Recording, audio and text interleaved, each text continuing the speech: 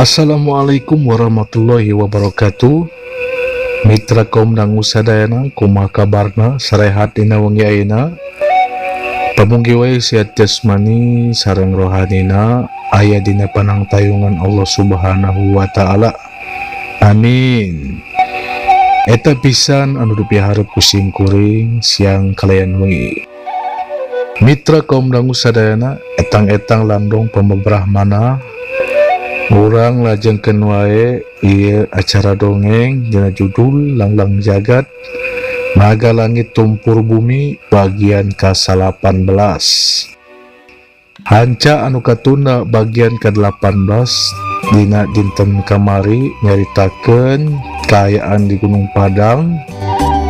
Di eta tempat tetela lain Kibuyung Ambo serangan. Di hareupeunana aya 3 urang jalma anu sarua keur dariuk sila madep. Ngan kayan eta 3 jalma ketempo jika keur nandangan lara. Banon anu tiluan peurem sarta dilnah lebah bahanna jika aya tapak getih garing ya pemirsa. Kumaha ieu jejer carita salajengna sumangga nyangekeun wilujeng ngadangukeun.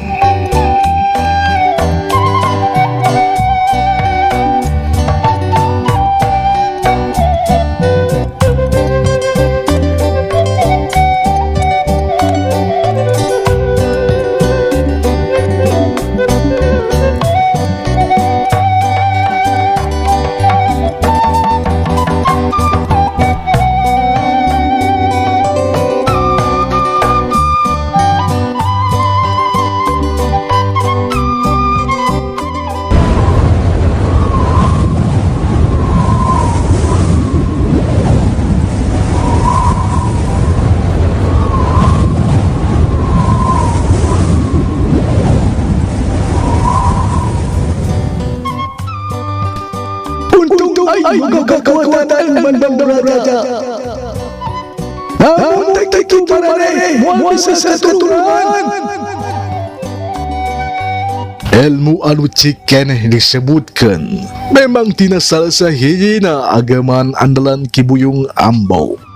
Mando Raja hiji ilmu aheng tur kahebatanana lain bantrak-bantrakeun di tanah Dayak. Sanggup pindah-pindah tina hiji tempat ke tempat lain dina waktu sakedet netra.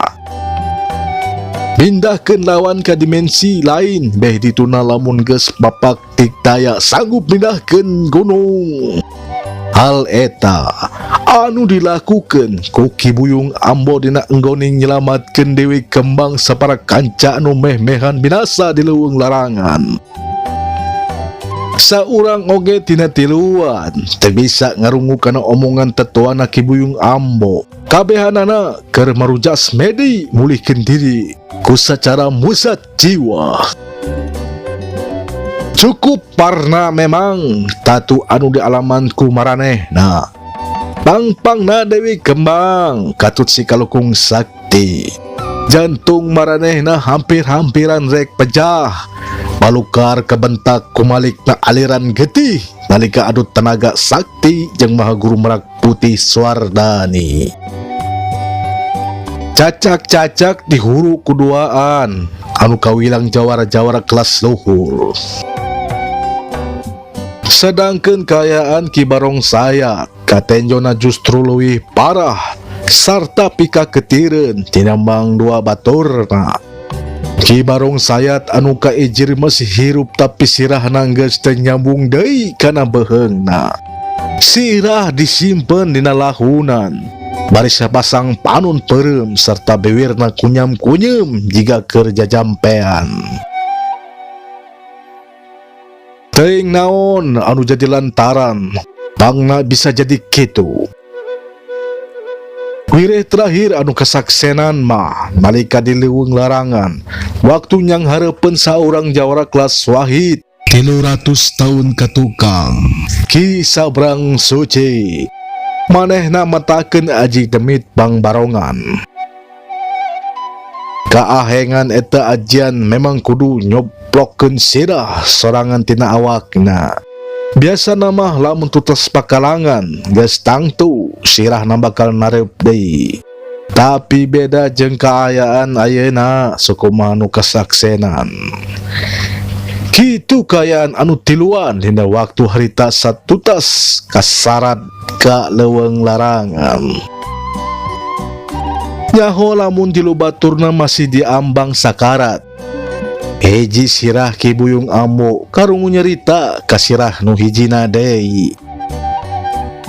Kakak, kula heran, naha marana samat ka sasab ka alam leuweung larangan. Kumaha mimitina bisa kitu? Andi, nyaeta kula sorangan oge bingung. Andi oge merenyaho, lamun leuweung larangan merupakan leuweung sakral anu ditilemkeun ka alam lain di zaman baheula. Namun teu salah, di zaman baheula eta leuweung aya di jajaran Nusa paling wetan samemeh ditilemkeun ku Dewata Kuncung Winara. Bener, Andi. Saking ku keramat-keramatna eta leuweung alatan nyimpen segala rusia penting sarta hal-hal anu sejena. Eta leuweung nepi ka digaibkeun, cinegna moksa seperti tilemna kerajaan Pajajaran tanah Jawa.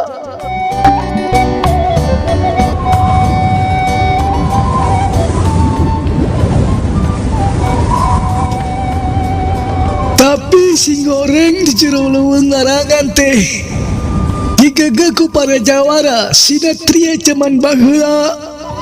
Kula jadi heran kakak, jauh tangi jeung salenting anu ceuk beja eta leuweung kasebut leuweung panghara-haraeun di sepanjang sajarah pertiwi. Leuweung panghurutna atawa digegeh ku Raja Demit Siluman Silemin. Malah ceuk beja salah sahiji anu ngagegeh teh hiji oray anu umurna geus ribuan taun. Katambah eta leuweung ngandung pusaran kekuatan alam gaib anu bisa nyentut hal naon wae nepi ka keserep ke jerona. Nah, bet bisa kitu. Ya kitu. Hal eta mangrupakeun rusia alam. Segala rupa bisa kejadian sanajan moal bisa kaharti ku akal Andi. Eta oray mangrupakeun ruruntuk kebuyutan bangsa Demit zaman sasakala. Tapi teuing aya keneh ting henteu di eta leuweung. Ngan lamun hayang narima keterangan anu leuwih jentrena mah mending nyalakseuk keterangan ti Dewi Gembang, Kalengkung Sakti jeung Barung Sayat. Maranehna tangtu nyaho. Nya bener. Urang daguan wae keterangan ti maranehna.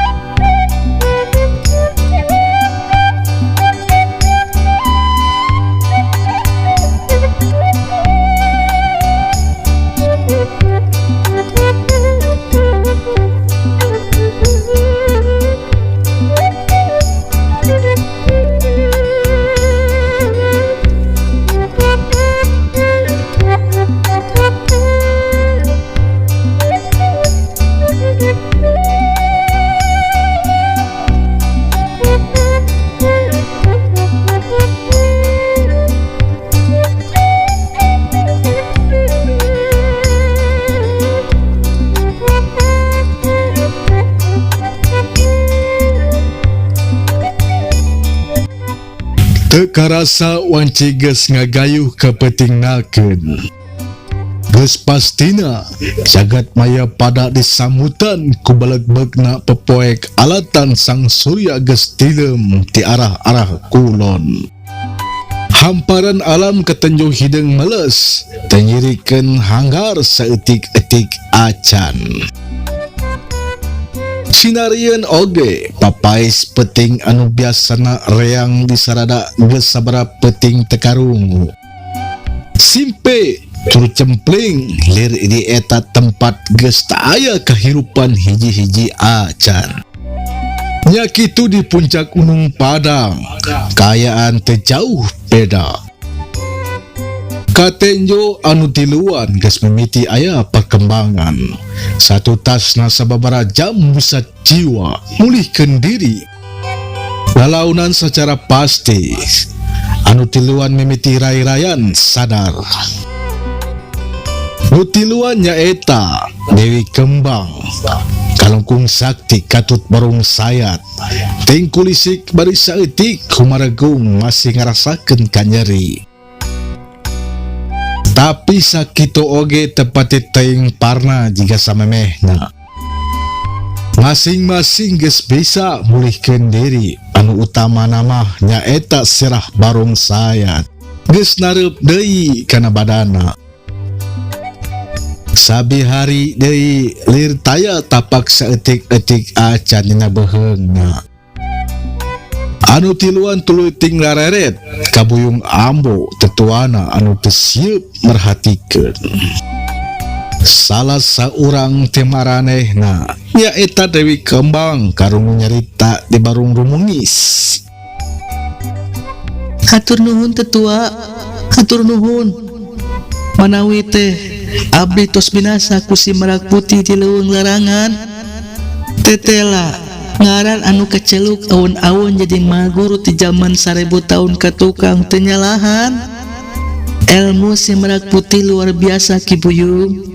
Modal tur mibana pangawasa jika tanpa batas. Kumaha mimitina eta nepi ka maraneh kasasap ka leuweung larangan.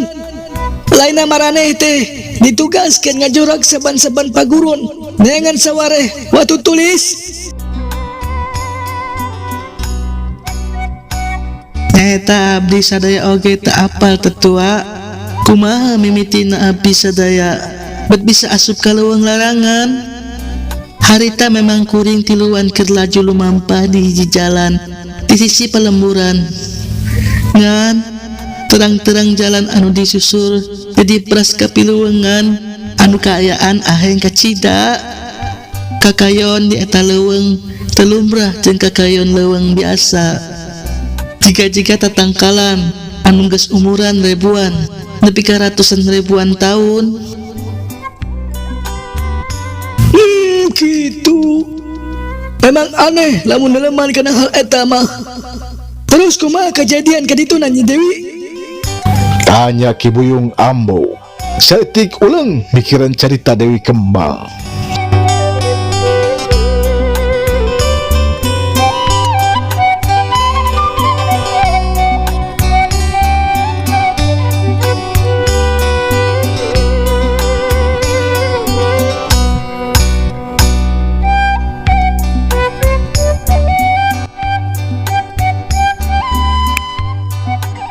Kejadian kadituna abdi tiluan dibagiakeun ku jalma anu diikir sanes zaman ayeuna.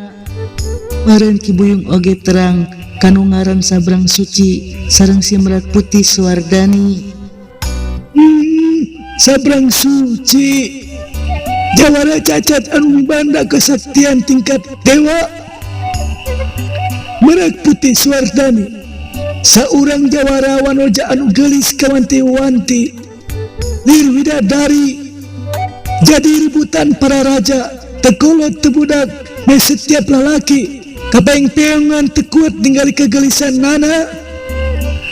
Kaendahan rupa si Merak Putih memang legenda serta geus jadi sabiwiri hiji di Semenanjung Kerinci serta Teluk Merawa dina waktu harita. Jadi eta leuweung beneran digegeh ku para jawara-jawara zaman baheula. Nuhun Ki Buyung, abdi sadayana oge teu nyangka lamun eta leuweung dihuni ku para jawara pilih tanding. Pantesan lamun kitu mah maraneh nepi kaboboran kitu. Padahal di zaman ayeuna maraneh hese yang ngenawan. Mung aya hiji hal anu kalintang penting perlu dikanyahokeun ku Ki Buyung. Hal naon nya Dewi? Tanya Ki Buyung ambo penasaran. Dewi Kembang ngareret heula kadua baturna geus kitu puk ngawalon. Waktu tulis Gunung Padang Ki Buyung, salah sahijina waktu tulis Singhoreng aya di leuweung larangan. Hah? Bener eta teh Nyi Dewi? Nah bener, salah sahiji waktu tulis aya di leuweung larangan. Dua pasang panon tina dua sirah Ki Buyung teu sirikna meh-mehan luncat ti kongkolakna. Kesentak ku kaget ngarungu keterangan Dewi Kembang. Nuhun Ki Buyung, bilih kirang percanten mangga taros ka Kalungkung Sakti sareng Ki Barong. Kontan Ki Buyung ngareret kadua urang anu dimaksud. Nah bener eta teh Ki Barong, Kalungkung Sakti. Nuhun Ki Buyung. Nuhun Ki Buyung. Tembal nuduaan meh bareng. Malahin Ki Barong sayat mendo carita. Anu ngabajakeun ayana waktu tulis Gunung Padang nyaeta si Sabrang Suci sorangan. Ku hal eta nya antukna kami tiluan jadi kalibat tarung. Ci, coba ceritakeun kumaha lumangsungna tarung jeung maranehna Ki Barong. Sabab kula heran, lamun ilmu maraneh aji demit Bang Barongan ngadika temetuk kitu. Ditanya kitu Ki Barong ulang sakedepan. Inget-inget deui kejadian anu geus kaliwat di mana-manana harita keur jeung harapan Ki Sabrang Suci. Malahan manehna kudu nepi ka metakeun ilmu setana aji demit Bang Barongan. Kieu jalan caritana mah Ki Buyung. Antukna meregdeg Ki Barong sayat ceritakeun kejadian waktu tarung jeung Ki Sabrang Suci. Satu tes ngawateg aji demit Bang Barongan sarta nyaplokeun sirah sorangan. Ki Barong anu geus taya sirahan maju salengkah-salengkah.